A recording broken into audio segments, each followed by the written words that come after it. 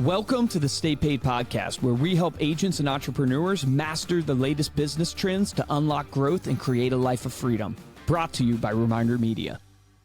Welcome to Stay Paid. My name is Joshua Stike. And I'm Luke Acree. And before we bring on our guest today, we'd love it if you take a minute to subscribe to Stay Paid. You can go to staypaidpodcast.com, subscribe on. Help us take care of our families. Yeah. We don't make any money from this podcast, so I don't know why I said that, but yeah, hey, come on. Speaking of money, I wanted to give a shout out because if you guys leave a review on the show, we'll read it here on an episode.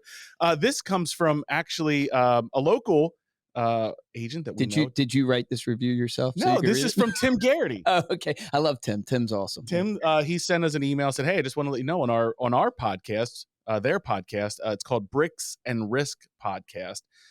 Tim and Sean Mooney do that episode. They did like a top 3 favorite podcasts, and they shouted out Stay Paid. Yes, number one as Tim's number one podcast. Matter of fact, they said you should be paying for this information. You guys subscribe.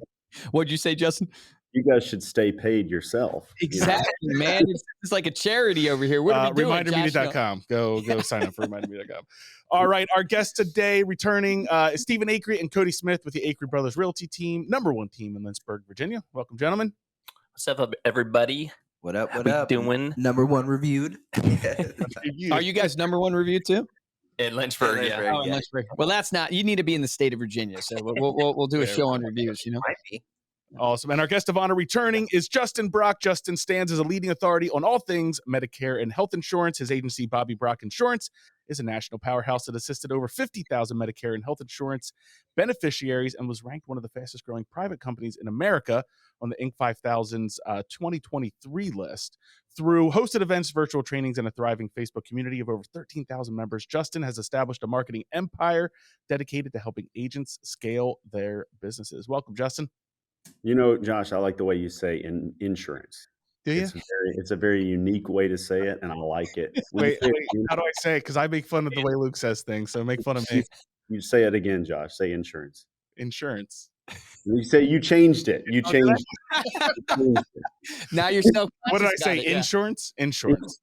I don't know. It was very smooth. It sounded good. Don't change it. The guy has a voice for radio. Your dad was in radio his whole career, right? Still in radio. Still is? Yeah, still in radio. 72 years old. And shame on me. I didn't really know that until we started the podcast like 7 years ago. That I had no idea for the first. It's a local Christian radio station in Lancaster County, Pennsylvania. So but it was you wouldn't have heard of it. It was number 1, right? It's the number 1 station in Lancaster County. Wow. So not bad. Yeah. So we gotta get your dad on the show too. That would be really awesome. That would be interesting. Your dad's tips on how to host a good show. That would be fantastic. Want to talk today about shifts, right? Because there's a huge shift happening in the Medicare space. You could say there's a huge shift happening in real estate too, with the commission lawsuit that came down from the government to NAR. And then Justin, you recently went through a little bit of an acquisition where, you sold part of your business. So there's a shift there in your personal life. So I want to kind of dive in on that. Can you talk to us a little bit about the sale and that process? Because we're not necessarily interested in selling, but everybody has a number. And I'm curious for myself as a business owner, it's like, what made you want to sell? Was it taking money off the table? Was it worth it? How has it been? I know it's only been, not even a year yet, but how's that shift been for you?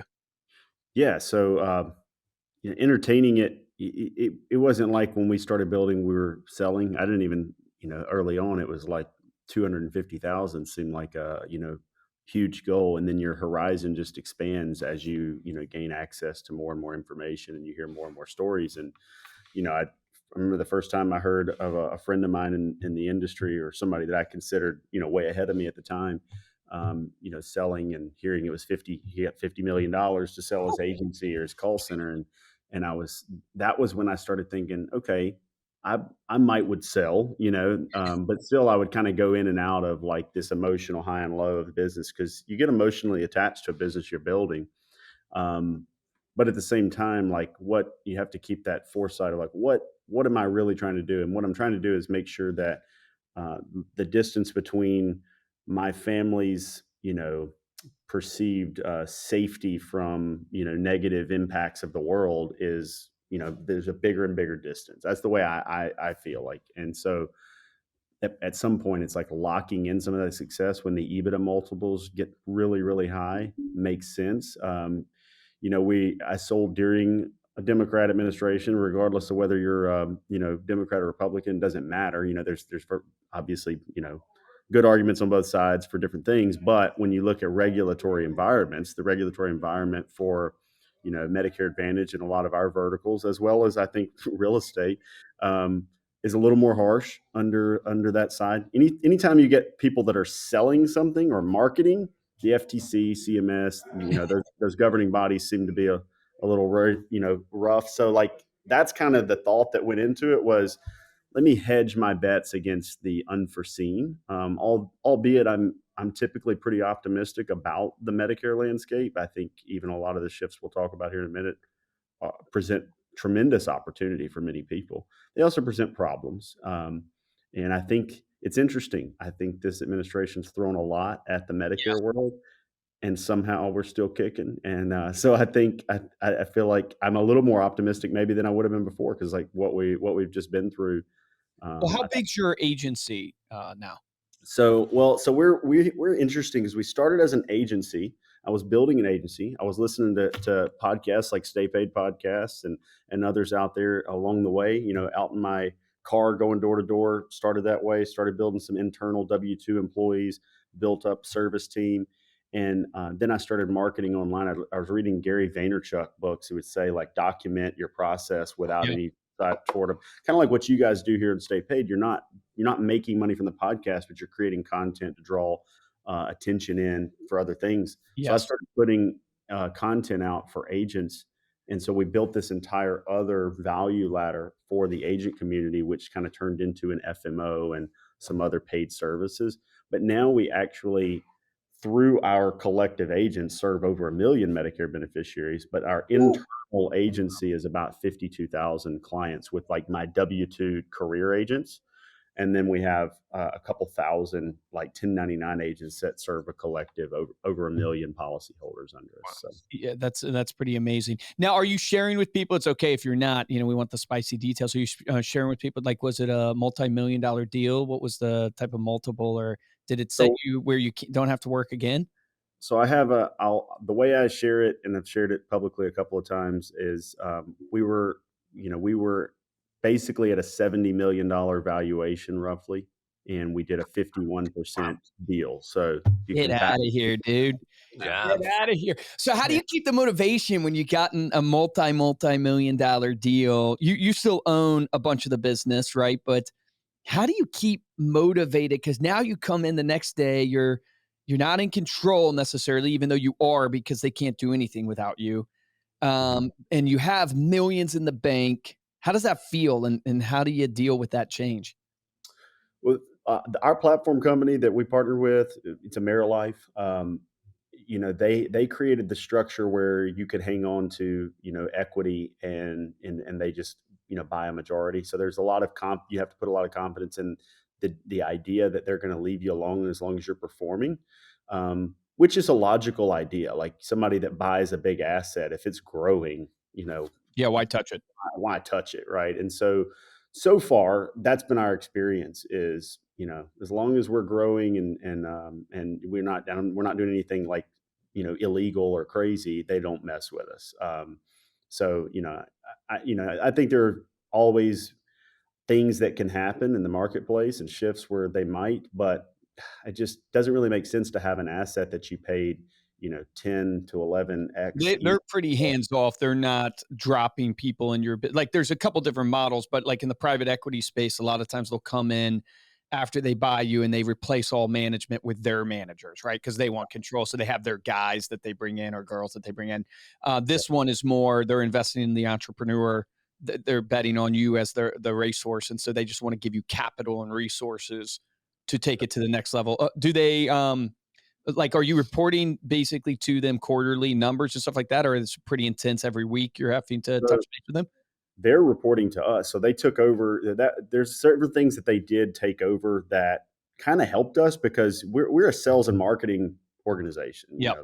It's a lot of agencies in the Medicare world. They think they're a Medicare agency, and the same by the same accord. Like people will think I'm a real estate professional. Well, yeah, but what do we really do? We market and we sell, right? And so that's what we really want to be good at. Is I want to get in front of people. I want to retain customers. I want to, appeal to them and build rapport through marketing. And then I want to have representatives that can sell them, close them, and retain them. And so the more we can focus on that, the better we can do. So one of the things they came in and helped with finance, because I was still involved in just the accounting aspect of it day to day, the reconciliations, all of that. And so some people say, well, do you really want to trust them to do all the accounting? But like, it's in their best interest. You got to understand these PE companies, what they do is they buy companies and then they want to package together, grow to a All bigger a finance deal. Yeah. They need you to grow because if you're growing, they get to make more money off of your growth. So anyway, we have them doing the accounting side of it. They're helping with HR, some of those things. So they're reporting back to us. We only reach out to them mostly. We do an annual budget. So, we're going to start doing that for 2025. It's a little interesting, like when you're new, because like it's, they don't have a lot of historical data to go off of. So you're they've seemed to be pretty relaxed the first one you do.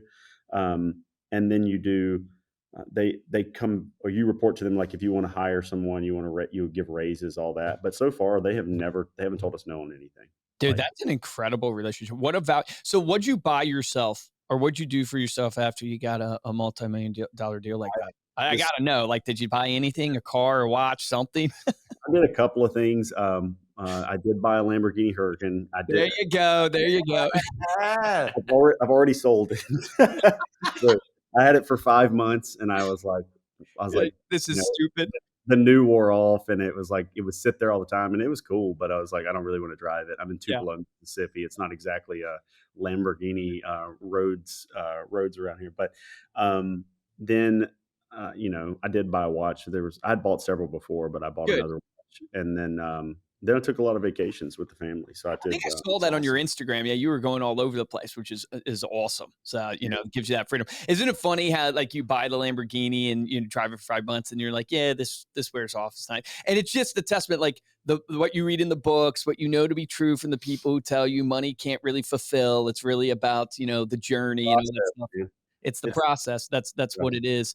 Do you find, like, was it harder to come back into work? Is it harder to come back today? Are you more motivated than ever? I'm so right now I feel more motivated than ever because our business is doing so well. And part of the reason I wanted a deal where I could hold on to 49% equity is I was making a big bet that our business was just blowing up. And this year, though we've had some shift in the Medicare landscape with, certain, even the ACA landscape, where certain holes in the boat where you're leaking some revenue here, we've had this overwhelming brokerage growth, like on the recruiting side, that's offset it. And then our W-2 agents on the Medicare Advantage and Med Sup side have continued to go up. So like we're still growing. Even with some of those weird things that are happening in the marketplace, we were like 34 to 36% net growth year over year for 3 years before this. This year to date, we're at about 17%. But we actually believe, because of the revenue cycle of some of our changes in growth, that the first quarter is going to bring us back up to about that 34, 36%. Wow. So that's still the goal, is to hit that again. And we believe we will do it. So have you grown that by people, like adding more salespeople? Has it been, it's like, been what's more been the secret of growth?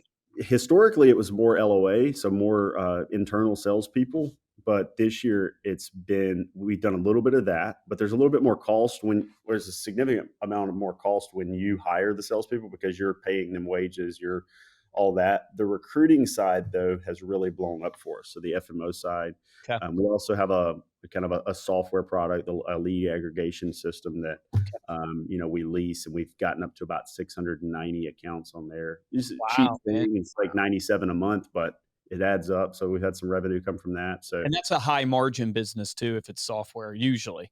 Yeah. And once you get them there's a lot of add-on on the back end of that where people will pay us for additional build out. So it kind of turns us, I don't like to say like a marketing agency. It's more of like done for you stuff. Like we'll set up Facebook ads for them, things like that. And one of the reasons, we had talked at MedicareCon about getting more involved with you guys is, we make a lot of recommendations to people to do things like use reminder media, so it makes like a lot of our the marketing side of what we do is like, here's what we're doing, and then here's how you can replicate it. And a lot of that requires other vendors. Like we Yep. use, we've worked with you guys. We've worked with just other market like Thinks.io, like all Yep. these other vendors out there that we kind of partner with on variable things. Yep.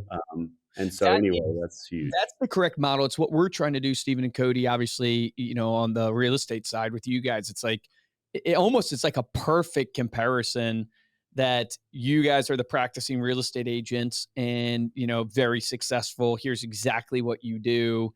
And obviously we're a lot of what you do product wise, but then that gives such credibility. I have found, I don't know if that's how you guys purchase. I've found in purchasing things like that is no longer do I need the data dump of features and fluff.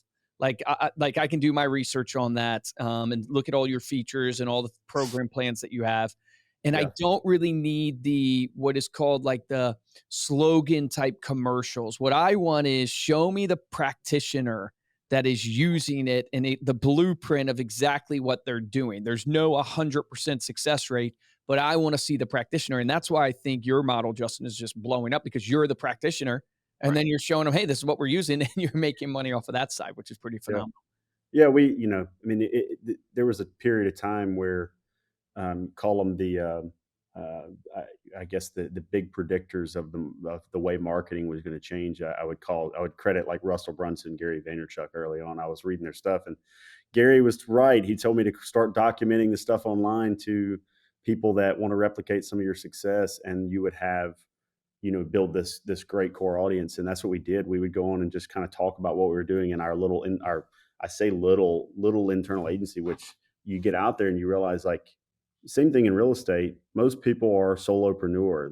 They're an individual agent out, beating the streets, working their ass off. And even those that get to, it's actually almost worse if they get to making too much money in that model because they have to like really move backwards to scale. So like Yep. in insurance, you get a solo agent, if they get to about 200, 250,000 and then recognize what the next step is from that point, they have a much better, potential at starting to build that next layer. A lot of times we'll run into a solo agent that hits, 750, 800, 900,000, a million. And then when you start trying to show them what a replicable model on cost per acquisition looks like, they're like, well, that closing ratio is bad, or this is bad. And they're like, I had this the other day at one of our workshops where this guy who's making $1 million a year with like one assistant. And Holy I'm cow. trying to tell him like, yes, but to get to 15 million, the economics don't work the way you've done it. You have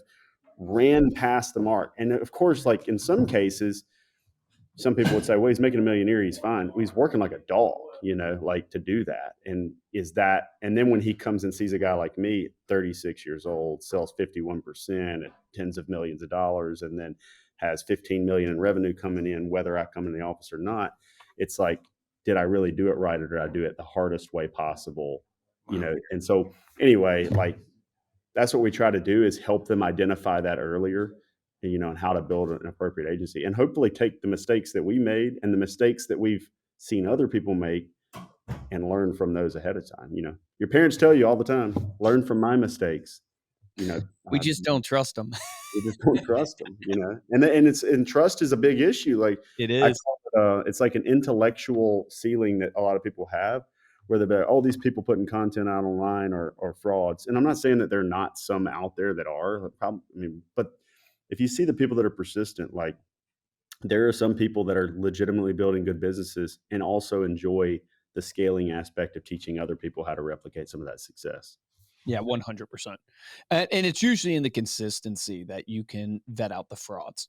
It's Yeah. just you look at how long they have been, producing the content and what they've been saying and, who they, tend to point out. You can see that. I'm actually curious because it's kind of on the same topic. So you got part of Brandon Dawson and Grant Cardone's platform, I would say, right? Their whole process. I forget what they call it, 10x 360. Mhm. We went to the 10x 360 event. You remember that, Steven? We went to that event. Man, I was so close to buying The like platform. their model. Yeah, the platform. And I still am to this day. That's why I'm selfishly wanting to pick your brain on what you've seen and growing your business. It's like they have created a platform for those who are not aware, where Grant obviously has built a multi-$100 million business, multiple businesses. Brandon Dawson sold his business for like 77 times EBITDA, and then now has helped scale a bunch of other businesses. They will bring you in, they train you on their platform. They call it 10x360, where they have HR down, sales down, operations, and they've laid out the whole platform for this is how you should run your business. And these are the metrics that you should aim for, like a metric like revenue per employee, as a type of metric, as a guide of every employee. I forget what Brandon says. Maybe you know, Justin, is like he's way up there, like 300,000 per employee or Each 400,000 per Yeah, employee or yeah. something. RPE is like when you go bowling and you put up the bumpers on the lane, right? So it bounces back and forth, right? So it's like a bumper and his is 400,000 to 600,000. Okay, So the 4 to goal is 6. to be 500,000, but he will push it to 600K. Now that is on the high side. When they show a lot of graphs out there, they really try to get the average businesses, and they do a lot in like the home services business. Like they do a ton in that market because I'm still in Brandon's BMLP, the Okay, business mastery leadership program, which is pretty solid. I mean, it's basically all the people that have platformed are in that leadership deal, and we okay, like on an ongoing post platform, you pay like 40,000 a year, and you get 2 spots in it. But you go to like 3 workshops a year, and there's like okay. weekly coaching. But it's a high level group of people. It's cool though. A lot of home services. There's some real estate guys in there. A little couple of insurance. I'm probably one of like 3 insurance guys in it. Okay. But revenue per employee, like they try to use a 250K mark for like home services. They do say financial services should be a little higher than home services, just based on the number of employees you need and the caliber of employee that you need in your a lot in financial services. A lot higher percentage of your employees are income producers Mhm. versus hired hands, right? So um, we try to use some of that information. It was a really good help for us because we can actually use that information to teach insurance agents and agency owners, because a Oh, lot yeah, so dual use, not only use it for yourself, but then redistribute it in a way. yeah. Yeah, And that would be something with all the things that you guys are doing with so many, businesses, it sounds like what the Acree Brothers Realty yeah. team is probably doing some of, and what you guys do, it could be like, you're looking at that, the value of it is in, hey, what can I use for this to help with my business, but how can I use it to help other people with their business too? I don't know what, you guys think of this, Stephen and Cody and stuff, but it's like my struggle, the reason why I'm thinking about the platform, which, I don't wanna spend all show talking about his platform, but it's the pain point I'm trying to solve is focus in a business and getting everybody on the same page, moving in the same direction. Did you find, Justin, that because it was a platform that you were adopting, it gave your team, your leadership team, and I don't know how your leadership team breaks down, but it got everybody moving to the same direction, or was that not a benefit that you saw?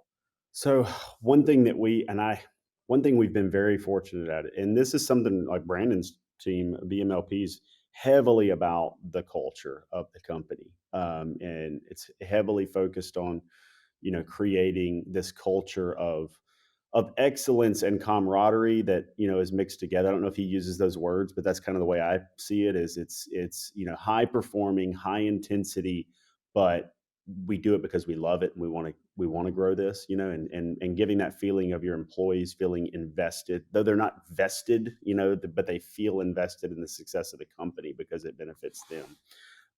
And so what you know, I was very fortunate that we built, kind of a family feeling business. Like it felt like everybody that worked for me was part of it, and they felt very invested in it. So when we do introduce new programs, like or bring in outside people, we do have certain people on the team that could be cynical of ideas, but we're able to work around that through honesty. And honestly, I think a lot of Brandon's leadership training has helped me address those people in a way that makes the most sense. 'Cause a lot of times they're your high performing people, especially my high performing administrators might be more cynical of like leadership training or sales training or things like that. But you have to understand, I have to get them to buy in as like, look, you don't have to immediately respect this person that I respect as much as you respect me, because I think my team respects me pretty heavily. But just know that I've bought into them, and know that you don't have to respect every single thing about them, right? Like that's not what learning from someone doesn't require that I think I'm going to adopt Luke's entire strategy for life. It just means that obviously there are things I can learn from Luke, right? And so like let's take the time to learn from these people, and pick these things up that are going to help our business. So I don't know. I feel like adapting, them to those things is just being like fully honest with them that that's your intention, right? So I don't know if that's a good answer, but that's my answer. No, it's super helpful. I think of like a lot of people, they hate the message because they hate the messenger. And Yeah, it's like you don't throw out a message just because you don't like the messenger. Like the right. message can still be true. And you see that in politics, you see that in business. Yeah, I mean, everything in life you see it. Oh, you see Um, it with people like Grant and Jordan Belford and these influencers. I have a good friend that also sold his business at the same time as me. He's very young. He's about to be 28 years old, and he sold. He made, I don't know, 20-30 million dollars, right? Holy Is cow, dude. already. And he told me I don't have to agree with everything that Jordan Belfort says or Grant Cardone says or so and so says to learn from those people. And he told me that years ago. And it's it's been something that's true. It's like I don't have to buy into everything to be able to pick up some gold that they say. Like I don't have to buy into everything Jordan Belfort did because he's got a pretty checkered past. But we all can agree that straight line Great selling movie though. Yeah, conceptually, when you use it ethically, is still a good practice. agree. He was fundamentally right. He probably could have used it better, but that's the way everyone is. I can learn a little bit from everyone. Yeah, so Awesome. true. Do you find, Stephen, that same truth of the high performers are the ones that are a little bit harder to get to buy into a new way? Yeah, and it's interesting too because it's like it's because they don't have the same kind of vision as you have. Like they get to a point they do want a lifestyle, change kind of thing. Usually, when they're top producers, they want their time back, but they also want to make the same amount of money. And you have this level you were talking about. Hey, if you want to get to 15 million, though, this is what you have to do. But they don't necessarily want to get to 15 million the same way that you got to 15 million. They just want it. So it's hard to communicate, I think, to those top performing agents because you have to Yeah. speak in their language, and that's super difficult. Somebody sent me a video this morning and it said, "Are you hungry or do you just want to eat?" Yeah, yeah. And I think it's kind of what you're talking about there. Like do I want to get to 15 million or do I want to make a million but not have to work? Right. Mm. And there's a little bit of there's a little bit of win in the there's a little bit of win in like not realizing the insanity that you're going to have to go through to get to something, so that you just that whole 3 feet from gold concept. Like Mm. you might be 300 feet from gold, but if you believe you're 3 feet from gold and every day you're just like chiseling away, then you look back one day and you're like, man, I wouldn't do that again, but I'm glad I did it. And there's a lot of value in that, and I do feel bad sometimes that I'll find someone who's gone so hard past a point that to come back and build it appropriately, or appropriately as I see. And I'm still learning. Like there's probably times where I'm going to get to a breaking point, because that's 10x360 is all about, is breaking points in your business. I'm going to get to this breaking point and I'm going to be like, oh, I'm going to have to come back down to rebuild to this point. And then you have to decide, do you want that? Do I want that bad enough? And that's a personal question for everybody, I think. Yeah. And I think that's why it's so important that you know who you're surrounding yourself with. Because Luke, and when we were talking the other day, we were just talking about how belief is the most important thing. And when you're in the business long enough, you start to see all the pitfalls and all the obstacles that you're going to deal with. Like when I first jumped into real estate, I was just like, there are no obstacles. I can do this. I just believe. And then you get into it and you're like, oh my gosh, this is going to be super difficult. And it's hard to keep that belief. So you need to be around, the Brandon Dawsons and the Grant Cardones, because they just give you that belief that you can do it. It's Yeah. so important to surround yourself with those people. Yeah, that's probably Yeah. the most impressive thing about Grant is just his level of belief and appetite at the Yeah. age that he is and all that he's been through. It made me think when you were sharing what you guys are sharing, it's like, do you guys believe in work-life balance? Like, if you want to build anything great, like, do you believe in this concept that you can, spend like Tim Bushnell on your team? He's done what, 51 deals in 12 months, 13 months, whatever that number is, which is insane in real estate, like just crushing it. Yeah. And I was talking to him the other day on a session, and he was just like, well, I really need to have a date night with my wife at least once a quarter, and I need to be home. I need to find a day where I could be home at least one day a week because he's working basically every day. And it's like, okay, well, that's the question of work-life balance. It's a personal, like the obvious answer was a personal decision for everybody. But my question to both of you guys is really, can you build anything big and great if you're not all in, just obsessive about it 7 days a week? I don't know. I'm curious what your thoughts are. I think it's always going to be that way because like the ceilings of achievement, like we were talking about that this morning, is like you get to a point where if you're trying to grow, you're going to get to a point where you don't know what the next step is. So then you have to spend massive amounts of time and failure to get to that ceiling. And so like if you do want to keep growing, there can't be that balance. If you get to the point where you're like, I am going to stay steady in my growth, right? Where I maybe don't want to achieve the 15 million, but I want to produce, 1 million and then 1.1 million. I think there can be that balance, but not if you're like, if you're hungry for the 15 million. I just don't see the Hmm. balance that you can gain I because you're think going to get to those ceilings of achievement. well, I I think that is agree. different to so many people. Go ahead, Justin. No, so I mean, same thing. I agree. I mean, I think there's the Atomic Habits. I think is the book that talks about you're always leaning into one or the other. You're always leaning into work or leaning into. And when I quote a book, guys, I don't read them. I'm just going to tell you guys. They I hit just the high notes. I'm like, I know I have a lot of friends that read books, and I'm like, they're like, have you read Atomic Habits? I'm like, tell me the good part of it, and they're like, oh, work-life balance, and I'm like, great, now I don't have to read it. But like that the concept apparently is that you're always leaning into one or the other, and so I find a lot of seasonality in that for me. Just post that deal this year. I was traveling a lot and I was able to kind of mentally check out for a little while. And I've come back in the last couple of months. I've been heavily engaged, and so because I think if you're trying to have like day to day or week to week work life balance, even when you're doing things with your family, you're going to be thinking about work. So it's not like you're truly ooh, that's present. powerful, man. You're just going through the motions, And so, versus like when I was, after the sale, we took a week trip to the Bahamas. We did a VIP Disney Universal Day. We did that again later on. We went to Florida for a week, and then we went to like Water Sound or Watercolor for a week, and then we did 2 weeks in Greece and rented a yacht in the Mediterranean. We're doing like all the like super fancy travel stuff. And during that travel, for the first time, uh, probably in a decade, I felt like truly, 90% unplugged. Whereas most of the time I'm like 90% plugged in all the time. I don't know.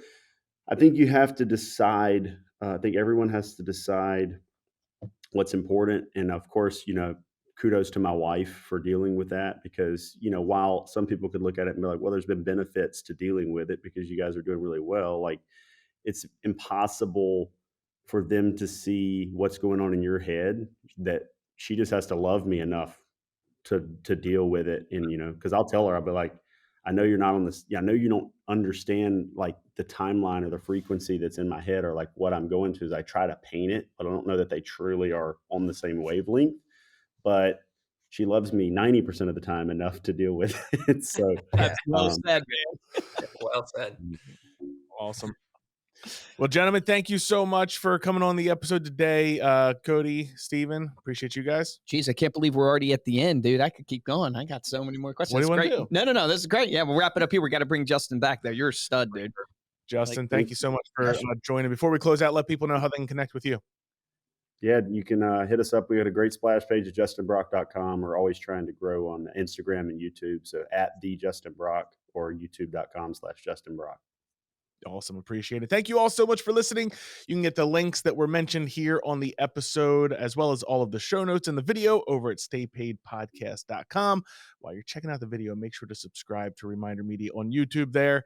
If you want to get hold of me or Luke, you can email us at podcast@remindermedia.com. And of course, you can follow us on social media. We're at Stay Paid Podcast. For this episode of Stay Paid, I'm Joshua Stike. Guys, I'm Luke Acree. That episode flew by for me. So much great information. Justin, man, really appreciate you coming on the show. You are freaking so humble for being so successful, and it's very obvious why you have had success. I would encourage people re-listen to this. There's so many golden nuggets in there for you. But one that I would share with you that you got to have at the forefront of everything that you're doing is that you have to know where you're going, and you have to know what you're trying to build. And what I loved about your story is he talked about he was just trying to make $250,000, and then he saw that somebody sold, I forget what you said, it was 51 million or 50 million, and all of a sudden you got new alignment of, oh, this is what I'm going to try to do. I'm going to try to build that. And I think that is a flaw that's out there in the industry, that you think you have to set one goal that's the same for the rest of the time, versus always coming back to your intentionality of what I'm building and knowing what it is, even if it's down to, hey, this is what I'm building in 2025. This is where I'm trying to get to based upon the new info that I've learned. Most people go through life unintentional. You need to be intentional about what you're trying to do, because it's the only way to do it. And when you face adversity. And so my encouragement to everybody in your action item today is, do you know where you're going? Do you know what you're trying to build? And do you know what you're trying to accomplish for the end of 2024? And as we end into 2025, do you know what you're trying to accomplish? If you don't, you got to start there, because you won't accomplish a target, or you won't hit a target that you don't know exists. Remember, the difference between mediocre producers and top producers in every single business is top producers take action. Take action on that today.